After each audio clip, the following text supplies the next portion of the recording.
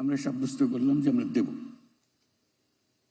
সেই সূত্রে এই জগতের সঙ্গে আমাদের যোগাযোগ শুরু হলো।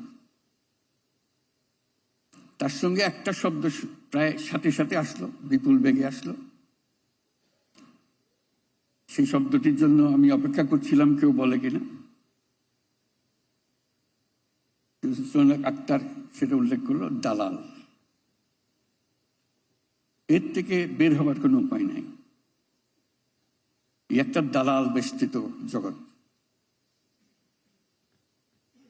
দালাল যে কিভাবে মানুষকে ঠকায়, গ্রামে গঞ্জে প্রতি জায়গায়।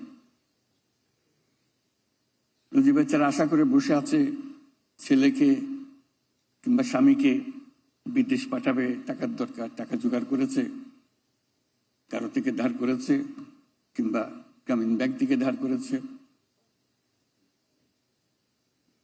তারপরে প্রতারণা। এই বিদেশ যাওয়াটা দালাল আর প্রতারণার সঙ্গে সাংঘাতিক রকম ভাবে যুক্ত।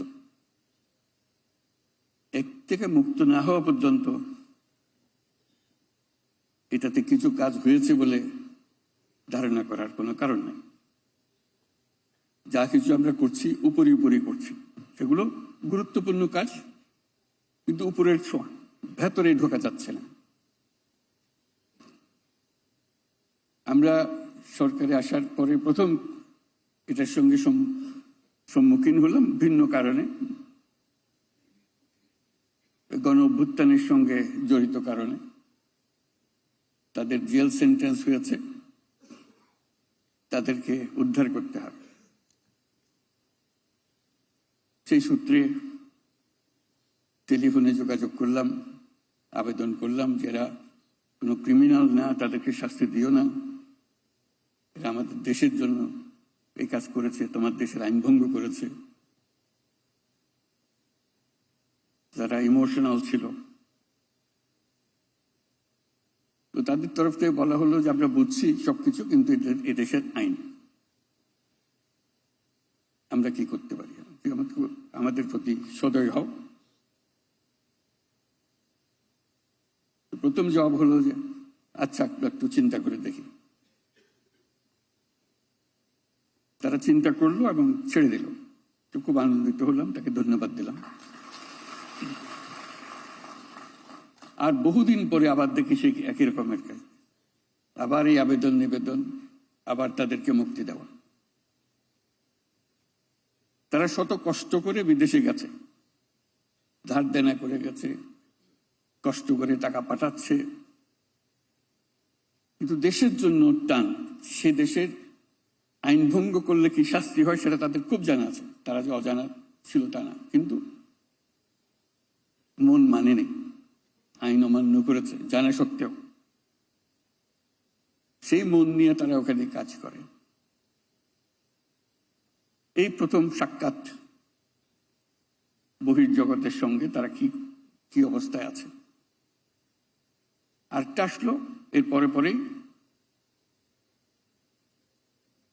আনোয়ার ইব্রাহিম, প্রধানমন্ত্রী মালয়েশিয়া। তিনি খুব উৎসাহিত হয়ে আসলেন। আমি এখানকার চিফ অ্যাডভাইজার হয়েছি, বন্ধু মানুষ, সে একটু সমর্থন জানাতে চায় বলে আমি আসবো। আমি তো অবশ্যই আসবেন। আসলেন। যেই মাত্র খবর হলো যে উনি আসছেন, সঙ্গে সঙ্গে খবর পেলাম যে তখন সব সংখ্যাটা ছিল 17,000, পরে দেখলাম অনেক কম। প্রথমবার বলা হয় 17,000 শ্রমিক শেষ মুহূর্তে যেতে পারেনি। তারা টাকা পয়সা সব দিয়েছে, শেষ মুহূর্তে যেতে পারেনি, কারণ মেয়াদ শেষ হয়ে গেছে তাদের। এটা বহু লেখালেখি হচ্ছিল কি করবো। উনি যখন আসলেন, ওনাকে বললাম যে একটা কাজ আমাকে করে দিতে হবে, এদেরকে নিয়ে যেতে হবে। ওরা সব টাকা পয়সা সব দিয়েছে, সবকিছু আছে, কিন্তু যে তারিখের মধ্যে টিকিট পাওয়ার কথা সেই তারিখে টিকিট পায় নাই, কাজে যোগদান করতে পারে নাই, কাজে এটা নাকচ হয়ে গেছে। বন্ধু মানুষ না করতে পারে নাই কথাটা, বল ঠিক আছে আমি দেখব। এখানে বসে অনেক পরামর্শ করলো, সবাই পরামর্শের মধ্যে নেগেটিভ, যে এটা তো পারা যাবে না। উনি বললেন আমি গিয়ে দেখব। তুই সত্যি সত্যি আন্তরিকভাবে দেখলেন, আসলে কঠিন কাজ। ওনার একার হাতে সমস্ত ক্ষমতা নাই এটা করার। উনি তবু পেছনে লেগে রইলেন। পরবর্তীতে আমি এবং আমার সহযোগী উপদেষ্টা আরো যারা আছেন তারাও গেছেন স্টেট ভিজিটে মালয়েশিয়া, তারই আমন্ত্রণে। সেই ভিজিটের আগাগোড়া বিষয় ছিল ওই 17,000 বা যত সংখ্যক তারা ফেরত আসতে পারছে কিনা।